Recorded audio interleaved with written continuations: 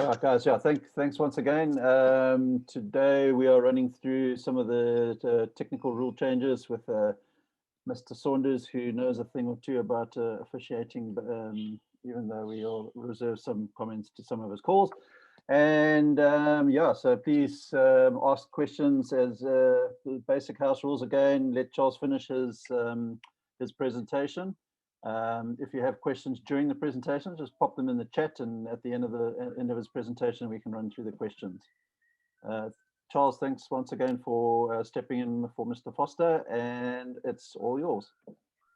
Thank you very much, guys. Yes, there's a lot of rule changes that have come about, some major, some minor. I'm going to go through, I won't complicate them, and I'll try to put as much video pictures or video clips in it as possible to make things a little bit more simpler.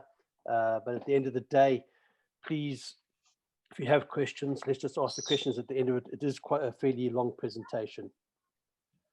All right, so the first thing that has come about is that there's abbreviations of specific descriptions, and these are the type of terminology that the referee will now use, and you're going to have to make yourself afflay with the abbreviations, because when he talks about an AOS or a DOF or IRS, you're going to need to understand it. He won't turn around and say, look, it's a double foul or active shooting or defensive foul. You'll use abbreviations in future. So we're going to talk first of all about the major summary changes. All right, and that is the play in the act of shooting, the cylinder, what we call verticality, the unsportsmanlike foul, and of course the double foul. And then the minor changes, we talk about player injury or assisted player, the head coach who actively participates during a fighting situation, table official duties, and then of course the instant replay system, which I'm hoping that we will start to be able to introduce this year.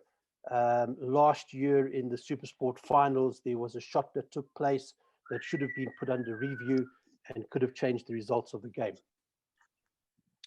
So we're going to talk about, first of all, injury of a player, and we need to understand what the rule is all about. So in the event of an injury to a player, the official, the big word in red, may stop the game, okay? And this will all determine whether the injury is a result of the player falling out of his chair through his own fault, or otherwise he has become injured in the course of the game. And there's important notes to follow here. And this is where a lot of the players are starting to shout at the referees, and I've heard them do so because they don't quite understand the actual rule itself. So one must understand that if the ball is live, okay, the game is not stopped. So when we talk about ball being live, the ball is when the player is actually physically playing the ball or passing the ball or shooting. And at this given time period, it should not be stopped unless the following conditions take place. I'm going to show you what we're talking about when we talk about player down. Something interesting. Let me just see whether I can go into this. Yes, I can. Okay, and this is a prime example of when the ball should not be stopped. See, the player falls to the ground. Okay, player's in the act of shooting. Referee allows it to continue and to play and waits until it. You can see that the player, there is no danger. The player is in no danger at that given time. Nobody is moving towards her. She's lying on her back. She's safe. Okay, and prime opportunity when the referee does not stop the game. All right, so we have a look and see, right, when is a player injured? A referee needs to make this determination, and there are two things that he will look at when a player becomes injured. First of all, how the player falls, all right, whether it is on the shoulder or on the head. And in both incidences, he will immediately stop the game. Head injury is something that we cannot take any chance with, and needs to be treated with immediate effect. But we'll also be able to find out the player starts to scream in agony because his finger has bent backwards, or he's broken his wrist, or otherwise he's popped his shoulder, and then the referee will call with immediate stoppage. If the player does fall and claims that he's injured and he cannot get back into his chair within 15 seconds, he must be substituted. All right, now there's several new parts of the rule that comes through with this as well. No team personnel may enter onto the court unless the referee gives permission, and only the doctor, not the medical personnel, only if you have a doctor on the side, on the court, within your bench area, may he enter the court without permission.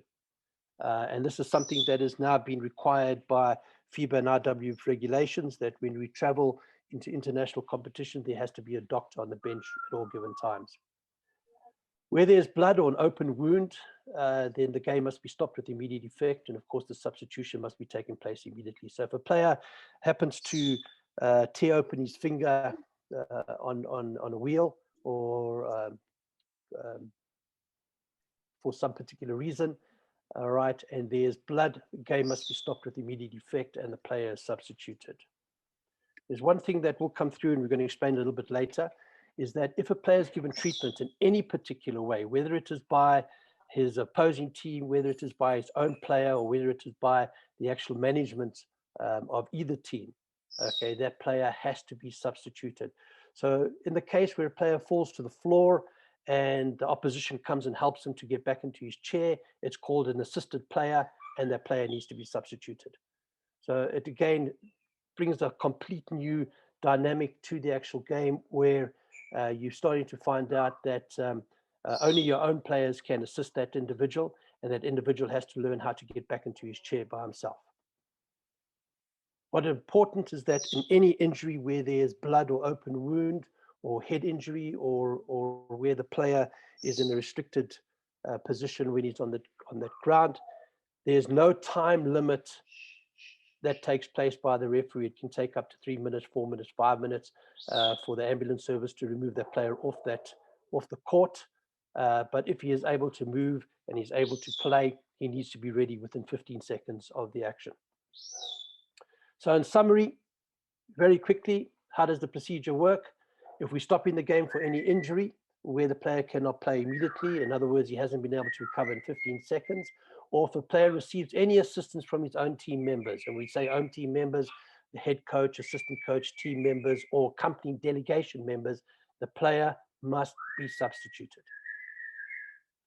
So this is the reason why this rule was brought into play, is to stop this nonsense where a player falls to the ground, in specific, to slow the game down or to stop a particular progression of the opposition. And the punishment basically there is that that player will be substituted with immediate effect. In a sense, you as the coach can turn around and say, well, you know what, I'm still stopping the game and I'm stopping the actual action of the game. But as shown within that clip earlier, that the referee will not stop that game unless that player's life is in danger. Right, we're going to look at what we call in the injury and the correctable error during injury and assistance.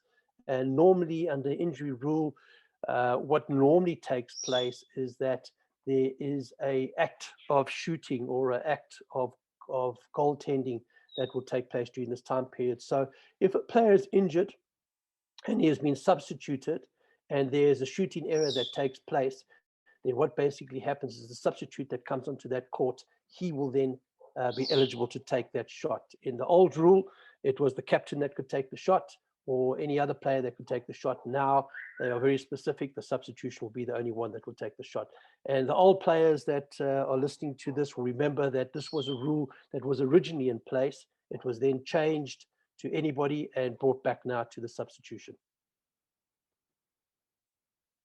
Player in the act of shooting, the terminology being AOS, okay, is clearly defined now. Beforehand in the old rules, it wasn't determined. Now what has happened, it says that there's a shot, okay, and what constitutes a shot? It's the upward motion of the ball. We look at the picture, you can see that in that particular picture, that player has started with an upward motion, and whether he's stationary or whether he's driving to the basket, in a moving shot or in a static shot, it really makes no difference as long as there's a continuous motion that takes place where there's no move the ball, stop, then move the ball again, the act of shooting. So the act of shooting is now defined as a continuous motion of action. When we look at the act of shooting, we need to turn around and say, okay, a set shot is what we call a stationary shot. all right? And this is the definition of the word shot now, a player that is not dribbling or in progress. So the realization is that if a player is in the act of shooting, he must move the ball in an upward motion towards the opponent basket. The ball has to have left his hands. That is when the act of shooting actually stops. And when his hands return back to the chair, okay, it is considered that the shooting action is stopped. So what happens now in able body, if you jump into the air, your feet have to come down and touch the ground, and that's the end of shooting. In wheelchair basketball, the hands have to return back to the chair. That determines the end of the shot. All right. What does that mean in the sequence of a referee calling the call? Well, while the referee's hands are still in the air and there's contact that takes place after the ball has been released, it is act of shooting. Where the hands have come back down to the chair, act of shooting stops and it's sideline ball. And then the last part of this particular rule is when the player actually passes. So he goes up in the act of a shot as though he's going to shoot, and just before he gets contacted or fouled, he passes the ball off. And these are the two areas that the referee now needs to look at. So one, has the ball left the hands or in the process of leaving the hands? Have the hands returned back to the chair? And did he pass off during this time period? And if any of those particular incidents take place, that's the end of the shot and the ball is a sideline awarded. When we look at the continuous motion, we talk about the drive to the basket, okay, or the moving shot. This is when the ball is caught whilst the player is on the move. He either continues with a dribble, okay, or he immediately continues with the shooting motion. So it really makes no difference where the dribble comes into play or not. The fact is what is deemed as continuous motion or continuous movement, and it must be in the act of a shot. In other words, he's driving towards their basket. Okay, he begins the shot by the movement of the ball in an upward motion. All right, in this particular basis, it turns with continuous shot. It's a little bit different from the set shot where the ball has to rise from the hand. Here, as soon as the ball comes to rest in the hand and the person is on, and completion of dribble, of course, and the person is on the movement towards a basket, it is considered continuous motion act of shooting. All right, then again, it ends when the ball leaves the hand. Okay, in the case of an airborne shooter, he comes to the ground. And in the case of a wheelchair, his hands come to his chair, or otherwise he's passed off. We need to understand when we start talking about Article 33, which is the context or fouling criteria, we need to understand what is determined, because everything that you listen to now determines exactly act of shooting, determines injury rule, determines every phase of basketball. And this is understanding what advantage, disadvantage is. So basically it says that wheelchair basketball is a non-contact sport. Okay, the mere fact that contact occurs does not necessarily constitute a foul. Now that is very difficult because many players turn around and say, but it's the interpretation of the referee. Well, yes, it is the interpretation of the referee under the principles of specific contact criteria. Okay, the rule continues to go on, and the interpretation continues to say that where there are 10 players moving rapidly in a limited area, some contact is certain to occur. Okay, and this is interpreted that the contact which does not hinder the movement of the opponent from participating in normal defensive or offensive position should be considered incidental. And now, when we discuss this, all the other parts of the rules come in place: crossing the path, blocking, screening, contact on the arm, contact with the chair, and all of this must be taken into consideration by the referee. So there's something called the tower philosophy. And the tower philosophy is a very complicated terminology, but this is what is taught by instructors. All right, I'm not going to go into it because it complicates it. I'm going to tell you what the shortened version is. And the shortened version is, by my action, did I place the opponent at a disadvantage, or did I cause an advantageous situation? If so, a violation or a foul must be called. If you look at the tower philosophy, it says exactly the same stuff, but in high English. And then, of course, the referee has to always referee the game, no matter what, in the spirit that it is played with the intent of true sportsmanship. And this is a philosophy that has been passed on to the players, that If you play in the spirit and intent of true sportsmanship, the referee will not call the foul or violation. We have a look at contactor principles, and we start first of all with what we call verticality, all right, or as the new definition, your cylinder. Okay, and this is something that we need to understand, that it's with the ball or without the ball, all right, and a prime example is the photograph on the right-hand side. Again, you can see that the yellow player has her arms directly in the cylinder. Contact has been made with the French player, all right. Of course, she is playing a little bit of theatrical acting that side there, screaming out, when in actuality, it is minor contact that has taken place. But if we have a look at this and we turn around and say, okay, what are the rights and what are the duties? We need to take all of these principles of contact into consideration. So we talk about the cylinder, the principle of verticality. We talk about legal guarding positions. We talk about guarding a player who controls the ball and guarding a player who does not control the ball. Now, all of these particular rules and interpretations go on and on and on, and there's about 65 different scenarios that the referee needs to understand and take into consideration when calling general principles of contact. And he needs to take in consideration that this principle of contact is during passing, it's during pivoting, it's during dribbling, it's during basic basketball player, and it's during shooting. So the elements that make this up are what the referee needs to look at. So it's always looking at the vertical forearms, okay, horizontal, the high and low, what we call side to side, where the player actually takes the ball and he moves his body side to side in the wheelchair, which results in the chair moving out of its cylindrical action, which will normally, if the referee is on par, will then be calling a defensive foul, an offensive foul rather than a defensive foul. And then, of course, they call chest level side to side is when the player starts swinging his arms, all right? So with vertical forearms, that means that he sits in his wheelchair, verticality, where the defense player is also vertical, okay, and does not come into the cylinder. And we say with the green little finger, okay, that's an actual. Where it becomes horizontal, where the arms come across the player, okay, where their contact takes place. It doesn't necessarily mean because I put my arms across your cylinder, I'm fouling. There has to be a contact situation with the chair whilst this is taking place, or with the arms. That is a foul situation.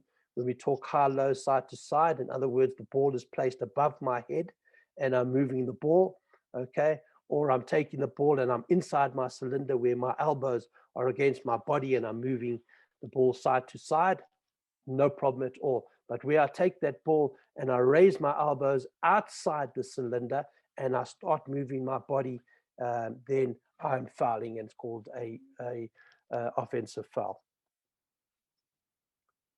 We again talk about it. There's a prime example of a photograph on the right-hand side. You can see that the player has actually got one hand on the wheel. There is wheelchair contact that is taking place. His hand has moved into the verticality of the opposition. The opposition, you can see, has had to move his arms behind his back to avoid that particular type of contact. In this particular photograph, you will see that there is contact that takes place down at the bottom of the chair.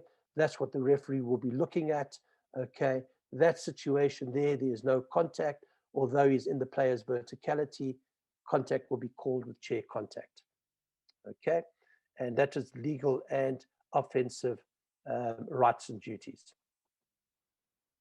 We can also see that the player has got an out arm reached. He's up on, in fact, he's in the air. He is not, his wheels are not even touching it. And we can see that the Korean player has actually come in underneath that particular player and there's contact on the chair. This would be constituted straight away as a verticality foul. And in fact, in this situation, even to the extent where the player has got his hands, and he's got both hands actually on the wheel. Okay, you can't see on the opposite side, but he has both hands on the wheel, and what that basically constitutes an unsportsmanlike foul. So we also talk about a double foul situation. Okay, this is happens quite often in wheelchair basketball. We can see by the picture at the top there, two players fouling each other, both going for the ball at the same time. There's contact that's coming through from player 3 and player 12, chair contact, a little bit of arm contact. The video shows the player in white come across with his arm and push the other arm out the road. This is called a double foul. Okay, so when we need to call a double foul or a DOF, we need to understand that there must be 4 conditions that must occur. Okay, the fouls are both player fouls. They cannot be unsportsmanlike. They cannot be anything else other than personal fouls. They must involve physical contact, so whether it is with the body, the arms, or the chair. Okay, the fouls must be made by 2 opposite opponents which foul each other simultaneously. You cannot get a double foul where one player fouls the player and then there's a delay and the foul comes back again. That's not a double foul, it's 2 personal fouls. And then the fouls must be of the same category. So in other words, 2 players punch each other, it's disqualifying. 2 players grab each other's arms and force it to the ground. That's called an unsportsmanlike foul. And in this particular incident where there's chair contact in this manner, it is a personal double foul. You can see the consequences of the player falling to the ground where 2 players crash into each other. Okay, same situation. We talk about the unsportsmanlike foul, and I bring your attention to the arrows. Okay, there has to be 5 conditions for an unsportsmanlike foul to be called. All right, there's a non-legitimate attempt to play the ball, and the terminology within the spirit and intent of the game. For example, putting the shirt, okay, and compared to holding the chair. So putting the shirt would be considered as unsportsmanlike, where holding the chair would be called just a holding foul. Pushing from behind with both hands on the wheels. In other words, there's no control of the chair, okay, and there's intent with both hands on the wheel. We talk about excessive hard contact. Okay, again, this is the use of an elbow. You normally see a player will have the ball in his hand and he'll swing his elbow and hit the opposition because the opposition is trying to reach over him. We call wheelchair tripping. That is when the wheelchair taps the back wheel. Pulling down an arm, hitting or contact with a closed fist. Now, I've shown 2 little arrows over here, and I'll bring your attention to the following. First of all, player in red has absolutely no control of his chair, you see, and this is called unnecessary contact to stop the transition of a player, all right? With no control of his chair, he's immediately fouling. If we have a look at the second arrow that is pointing down, we see that he has not covered the front wheel and he's hit the player in the side of the wheel, and this comes through from the 4th criteria where contact is from the side of the back where there's a clear path to the basket. And then, of course, the last criteria is the last 2 minutes of the final quarter or overtime. And the unsportsmanlike will be called where the ball is out of bounds, or it's at the throw-in, at the player's throw-in situation, and a foul takes place. It is immediately an unsportsmanlike foul and not a personal or a technical foul. When we look at the new interpretation, they are now turning around and say that 3 conditions must occur. Okay, so in the criteria of the 5 criteria, this is now 3 conditions that must occur. So first of all right, no opponent must be between the basket and the player. So where the player has a free path to that basket and contact takes place, irrespective where the contact takes place, it is immediately an unsportsmanlike foul. Where a player is progressing towards the opponent basket and illegal contact occurs on the player from behind or laterally. All right, we can see quite clearly here, no players are in front of the player red. We can see that the contact that has taken place once again is on the inside of the wheel, and that constitutes a lateral contact, which will result immediately in the unsportsmanlike foul, especially if the player has a clear path to the basket. Right, so the new time duties, I'm not going to go into too much. This doesn't affect the players. It doesn't really affect the coaches, okay? But what happens in a nutshell is that the scorekeeper used to call the substitutions, used to call the timeouts, used to call the fouls, etc., sound the buzzer, And they've turned around and said that's too much duties for the scorekeeper. So what has happened is that those duties have now moved on to either the assistant scorer, if there's assistant scorer on the table, or to the timer. And the timer now will indicate the number of fouls. The timer now will position the markers up on the table. They will affect all substitutions, and they will sound the buzzers. This gives the scorer more opportunity to concentrate on the score, because they're finding out that what is really happening is that the scorekeeper is making mistakes because they're trying to do all the duties on the table where the timekeeper is just correcting time. I'm not going to go too much into this particular area, the unsportsmanlike foul, or should I say the disqualification foul on the coaches. All this really affects is the way that the score sheet is drawn up and what symbols are now used on the score sheet. It's not too much for you guys to understand. It's basically administration purposes. Okay. Likewise, when we talk about specifically a coach and the disqualifying foul and the different things that happen when a substitute is disqualified, what happens when a company delegation member, so in other words, let's just take it that Jerry is your what we call a chef de mission, and he is sitting at the table and he interferes in the game where he has no right to do so. Okay, the head coach gets a bench foul and can be disqualified as a result of it on the actions of his accompanying delegation.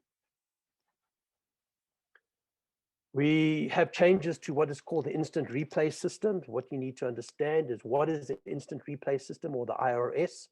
Okay, so basically it was under one of the rules. They've now taken it out and they put it under appendix.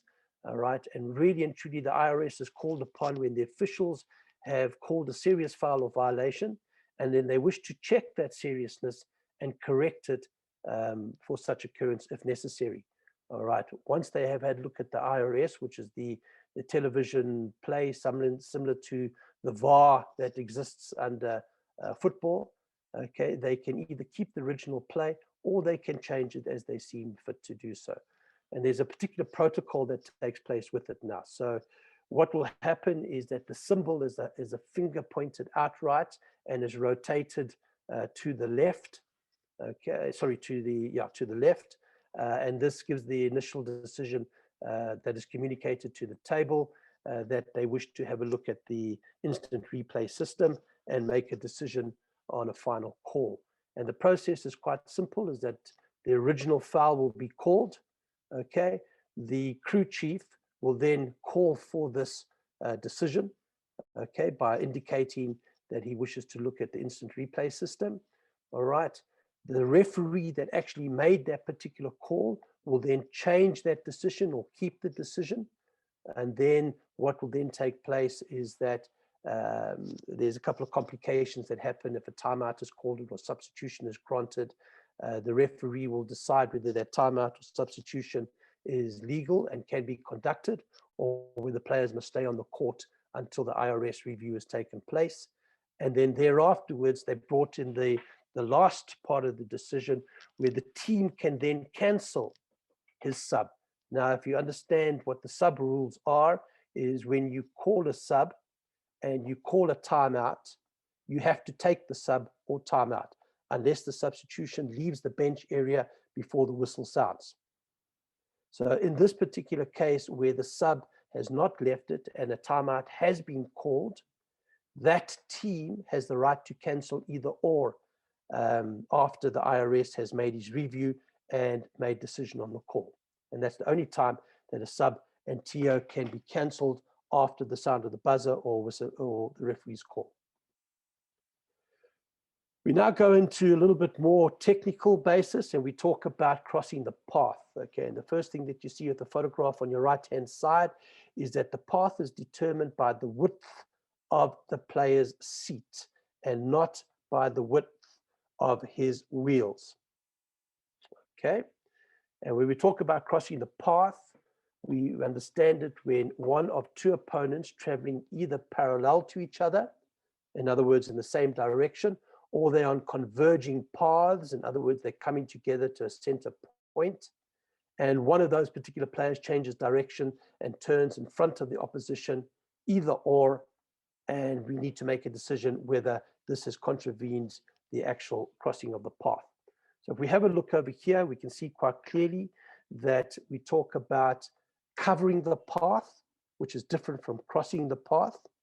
The player in his chair can move into the path, he can move through the path, and if contact then takes place in this situation on the back of the wheel, it is considered that red 4 has covered the path by moving through it, and blue 6 will foul. When we look at the path again, it's a very clear indication. It shows quite clearly that the length of the path exceeds for the whole duration of the court. Okay, but there's certain rules and regulations that come into it, and we'll explain exactly what it is. So when a player is moving with or without the ball, he may legally cross into the path of the opponent under the following conditions. One, as we can see, the axle of the player needs to be in front of his opposition's roller bar, and then only then can he make that move on his transition into the path. If the axle is in line with it, it is illegal. If the axle is behind the front roller bar, it is illegal, and blue 6 will foul. His axle needs to be in front of the path in all instances, whether it's at speed, whether it is at in a stop situation, it really makes no difference. And the question being is what the referee will look at, and when he turns around, he says, where was contact made? We talk about the big wheel, and was contact made inside the big wheel or outside the big wheel? And if contact was outside the big wheel, it has to be a opposition foul. Again, we talk about the principles of contact again. So we see red 4 is moving forward. We see that blue player is also moving at speed. Okay, it's considered that for red 4 to be legal at speed, blue needs a braking distance of approximately 2 wheelchair lengths. Okay, if the player is not moving at speed, only 1 wheelchair length braking is required. Now we can see here, and we ask the question, is the player in the path? And we can see that basically his front roller bar is at center area, and it is considered that he's in the path, therefore he is legal. And opposition must move away and avoid contact. Okay, so he can be in the path, he can be crossing the path, and he can be through the path in each particular incident. Okay, and what's important about this is that we need to understand then how each of these particular areas work, okay, and why they work on the following basis. And this is all the difference in what referees are calling. So if we look at this quite clearly, we can see the two diagrams over here. Where's the axle? Sitting basically within the chair space. We have a look at this axle, and we see that it's now in front of the roller bar, and we can now see that he can make that movement in front of the player. When we talk about a 90-degree turn, we also got to look at the same scenario. No 90-degree turn can be made. There has to be a slow, gradual path of action. So in this particular incident over here, a foul will be called where it is termed as turning into the player. Time and distance again is determined. We can see that where the time and distance is taking place, 2 wheelchair or 1 wheelchair lengths. Okay, as soon as that has been achieved, in this particular case, 1 wheelchair length, player can now move in front of the opposition, and he is legal. We have a look at a couple of illegal crossing of the paths to give you a little bit of a better idea.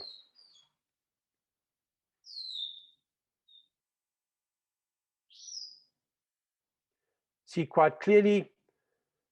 Now we need to have a look at that and see now who was the player that was legal, who was the player that was illegal. And you can see quite clearly that in this particular gameplay, that white offensive player was the illegal player. Let's watch again.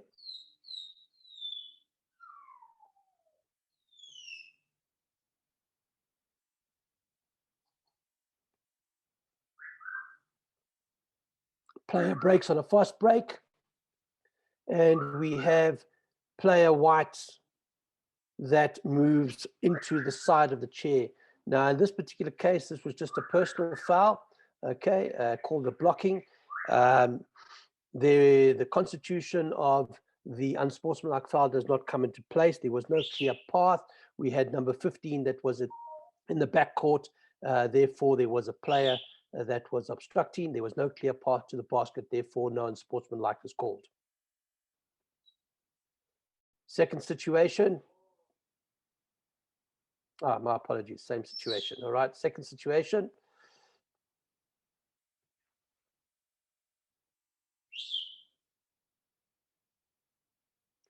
In this particular case, we spoke about time and distance. All right, blue player in this scenario gives no time and distance in this incident.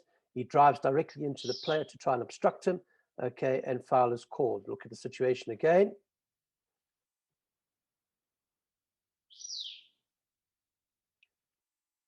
Player is legal, player is illegal. Third time. Player is legal, player is illegal. And we deem this as no time and distance given with the player moving towards the basket. Third situation, this is called a charging foul. It is resultant of correct crossing of the path. Sorry, my apologies. Let's just go back there again.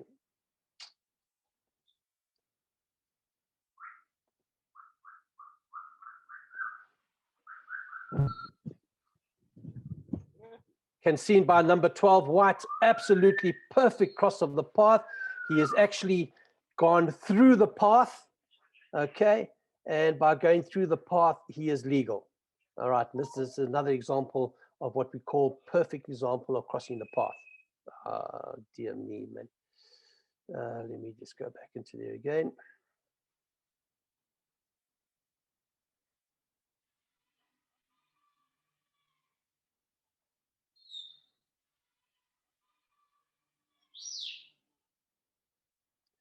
Right, so in this particular case, did the white player cross the path? Did she give time and distance?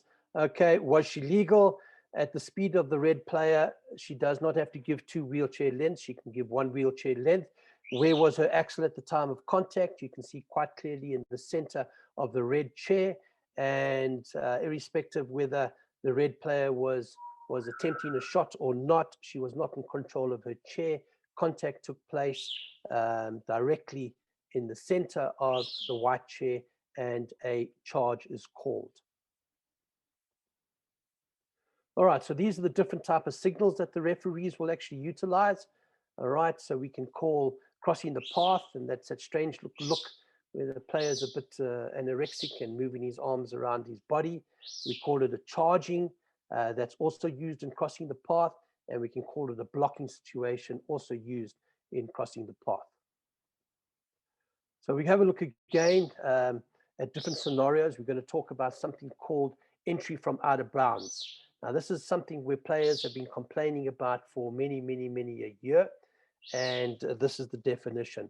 So you see A1 is being blocked by B1, okay? And what A1 does is that his wheel leaves and he enters back onto the court, okay? In this particular incident, the player will be warned and told quite clearly that he's leaving the court.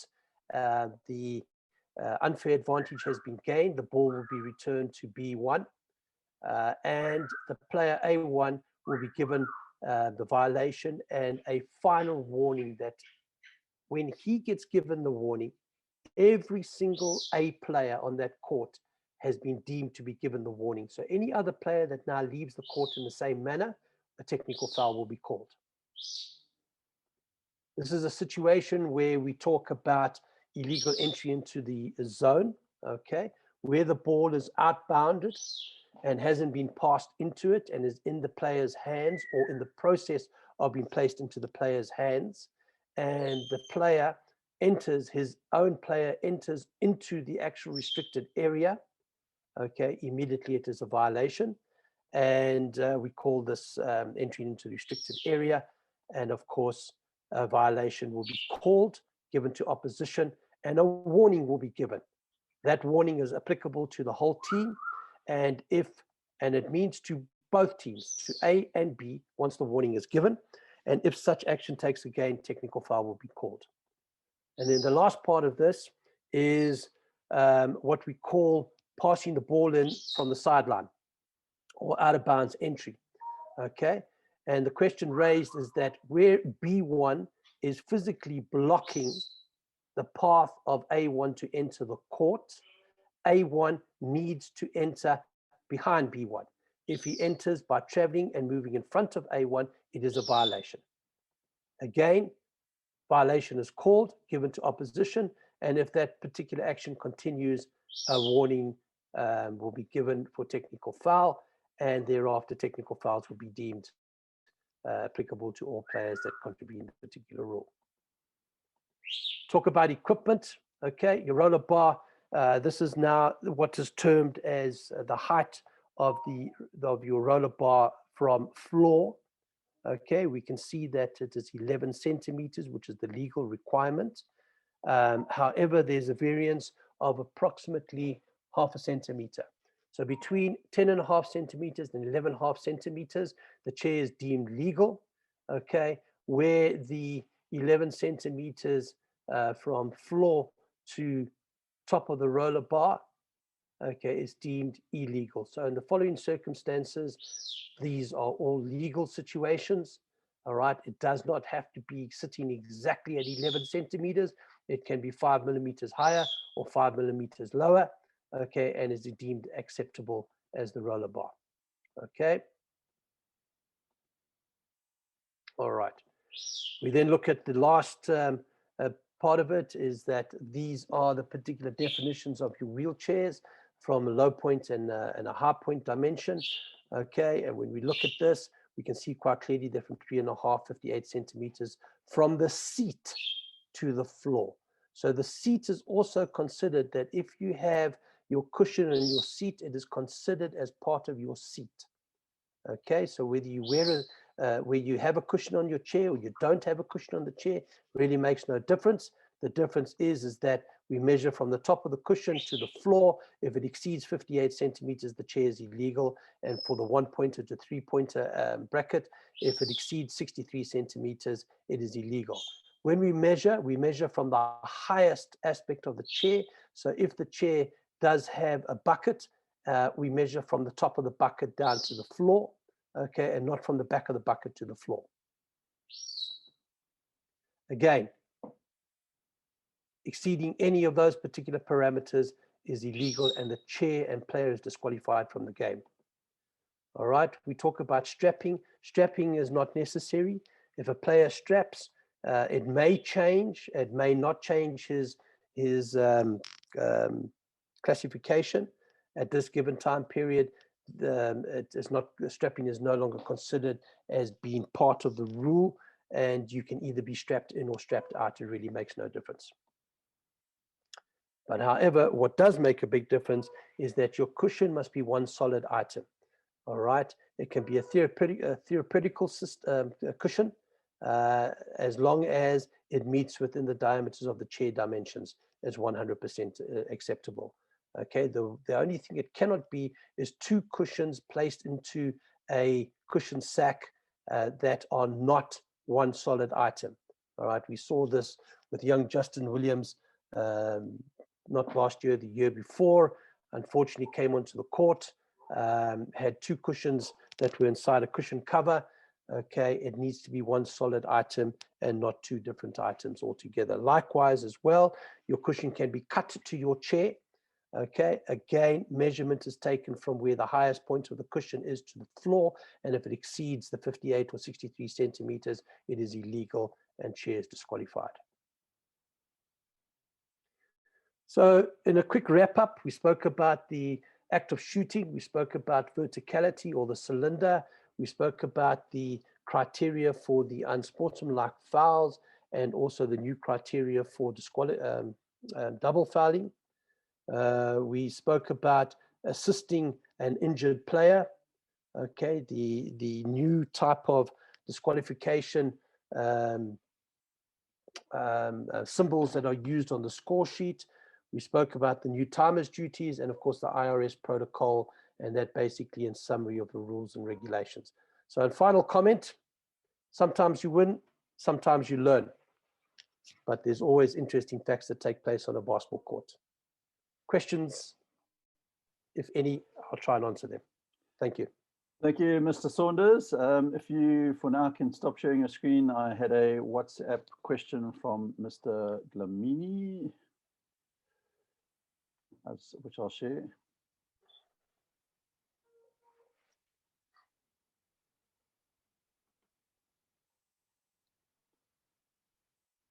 Okay, so he's sent me this photo. Can you guys all see it? Very good photograph. Yep. Very good indeed, yes. Okay, so I'm going to give it to the floor for discussion. All right. Who do you think is fouling here?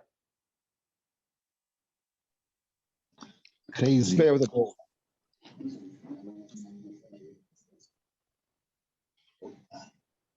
Okay, so the consensus seems to be Charles, the player with the ball. The ball, so let's have a look at criteria. Out Let's have a look at criteria and see where the criteria basically is. Okay, so if we look, we can see that Jimmy is slightly ahead of Crazy, okay, with his wheel. Although from the photograph, it can be taken that both entities are wheel on wheel, okay? In this particular field, the foul will not be called with chair contact, okay? The foul will be called on the player leaning out of his verticality and using his elbow to push the player away. Okay. Next question. Anybody else?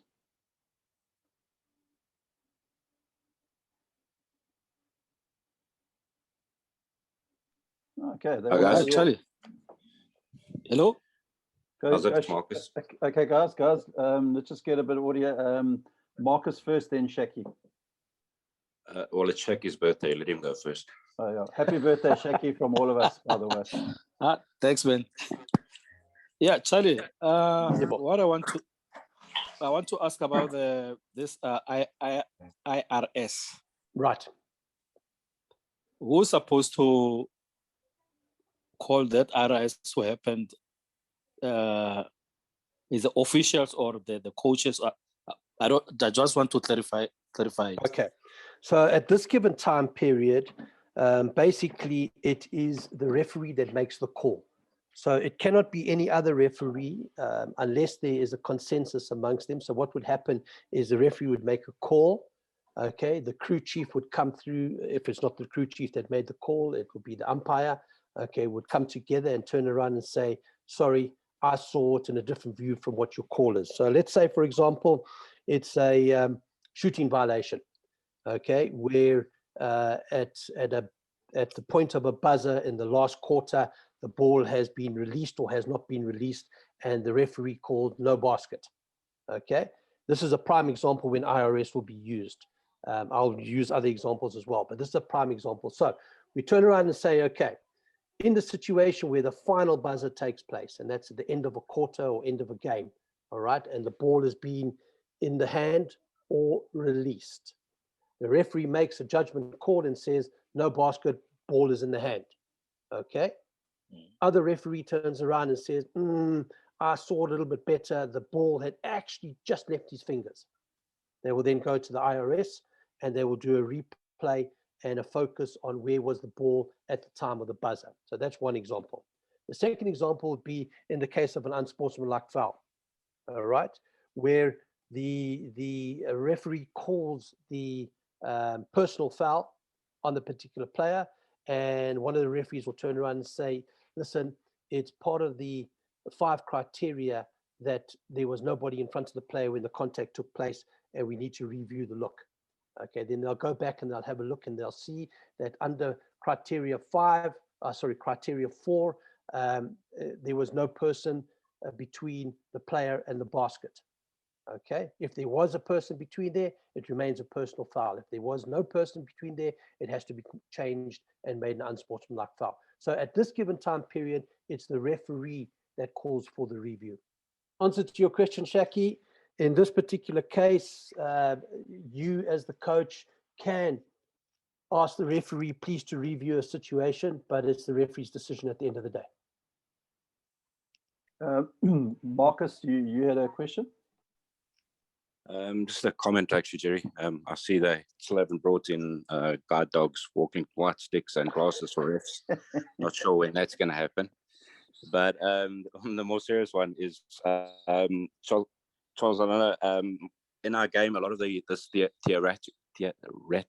theoretical stuff has creeped into the game, where the players are starting to act like the Man United soccer players, where they're diving all over the place and the screaming and that kind of thing. I think it's not more the senior players, a lot more the junior players, and there's no offense meant by it, but I think it's something we need to also have a look at, because it is starting to ruin the game.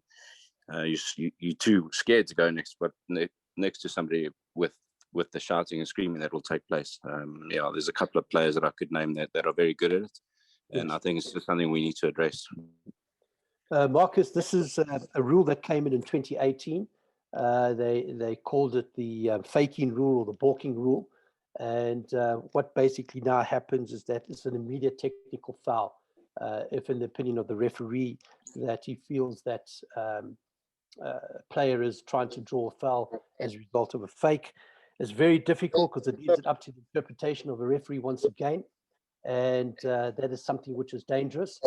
But the parameters are clearly defined within it, that if a player in any particular way, acts and I'm going to just take Richie as being a prime example. Richie used to be able to draw fouls 100% by crossing the player and then throwing himself out the chair. In these particular incidences, the realities that come through is that it's now become a rule, and it will be taken care of, and it's something that we will be discussing and dealing with the referees for the current season. I appreciate that, because it is starting to ruin the game a bit. Absolutely. Thanks, Charlie. Willie, you've got your hand up. Just unmute, Phil. Okay, yeah. Sorry. Agree. I joined you guys lately. I had some problems to sort out at the club in Pretoria. I think it's very relevant to what Charles has pointed out, what happened in that game. But unfortunately, in our wheelchair basketball game, you don't have the review process in place, if I'm correct. And there are certain players that is allowed to do certain things to other players, and they're not penalized for it. And you guys allow it to happen. And what happens is it creates a sentiment of disrespect to the officials. And I think we must just take a step back, and let's just start looking at it and address the problem. Because if somebody fouled Richard, they let it go. Because how can I put it? If Richard fouls somebody, they don't want to blow on him because he's Richard Norkia. It's a David Cole. It's a Willie Mulder. It is a Jaco van Niekerk.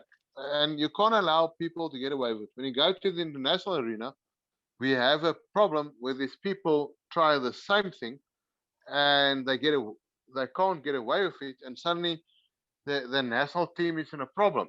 I think we must just stop thinking about the person you're calling the foul on or who he is, and address it at that point. It is same like what you said about what happened in the Abelbury game. They should have been addressed the moment it started happening. The disqualifying fouls should have been called, Charles, and that is not your what's the name. It is the officials on the court. Afterwards, you can have a big look around what happened. But I think it's time people on the court must start making decisions that whether it's right or wrong, afterwards you have to face it. But it seems to me people are sometimes too scared because of the person involved to make the call. Yeah, Willie, you're absolutely correct, and it's something that's crept into the game, especially with the younger referees who kind of look at certain players as being untouchable. It's something that needs to be taken into account. This is part of the referee supervision that we are taking place with all referees, not only our own referees in South Africa, but throughout Africa. And we've had a lot of input that has come through from the NBA and the what we call as the Euroball structure, where the instructors have turned around and said it really and truly makes no difference if it's a Michael Jordan or if it's a Charles Saunders playing. Okay, everybody gets called in the same light and the same reasoning. And it's a culture and it's a philosophy that needs to be broken and brought into line. But coming in line with the IRS side of it, we spoke to SuperSport and we spoke to David van der Sant with the live streaming, and they will provide us with a IRS system whereby the referees can go back and do reviews. So that is something for the new season. Thank you, Charles. Any other questions? Sorry, Charlie, will the IRS system watch backcourt play as well? Because often, something happens under the basket and on the backcourt play, there might be a player holding a chair or something like that. Would the cameras pick all of that up? Or obviously it's a big learning curve at the moment. Well, is that something that they'll have a look at? At the moment, Marcus, what's happening is that your able-bodied games have 11 cameras focusing on each aspect of the game, and that's why the IRS is so effective. But when you're talking about SuperSport, it's got 5 cameras, and if the one camera is not focusing, so the only real camera that we can work with right now is the what we call the wide-angled camera, and if the wide-angled camera doesn't give us a proper review, then it's going to be very difficult to make it. So the idea right now is that what I've asked of SuperSport and asked of David van der Sant normally puts the 2 cameras behind the backboard, which picks up all underneath the backboard play, and that will make life a little bit easier for us.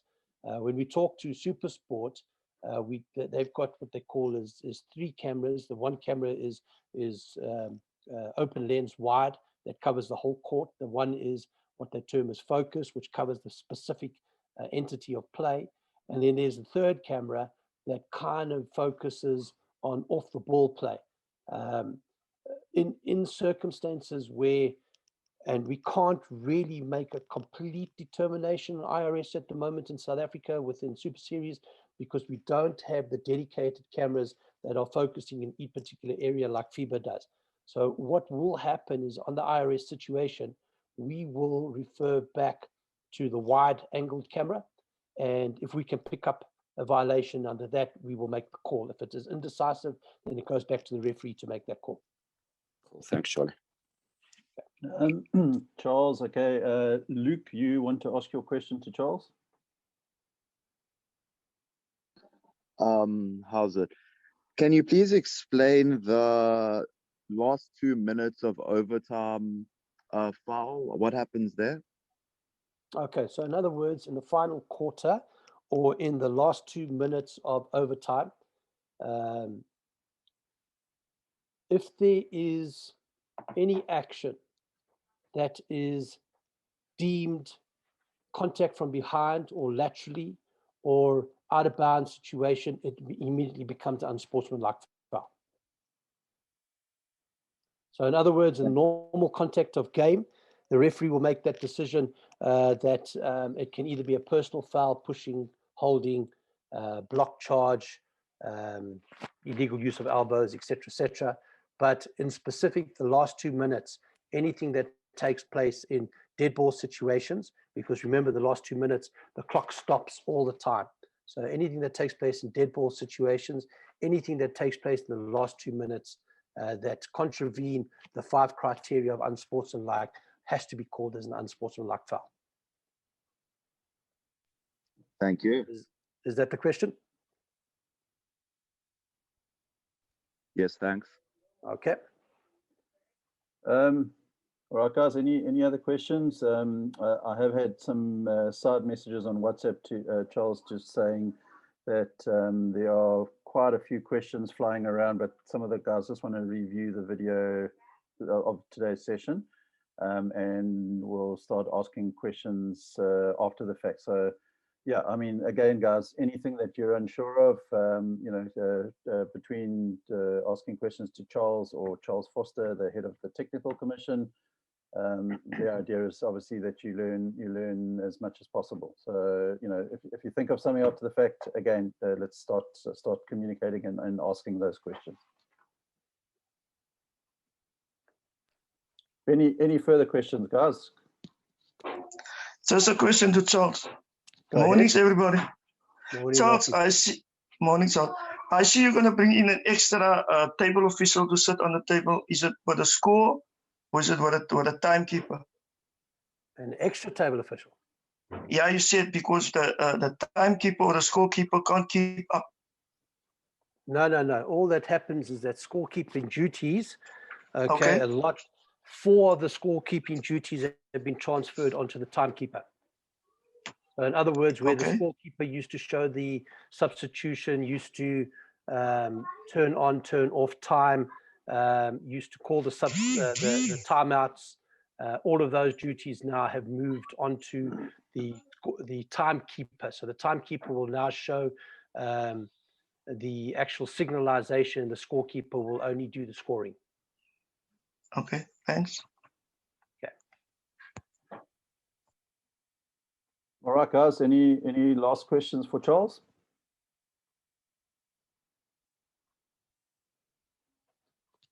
Excellent, Charles. Thank you very much for that detailed description session. And as I said, guys, any questions that might pop up in your head after the fact, by all means, send them through on the groups, and let's see how we can answer them. Thanks, Charles.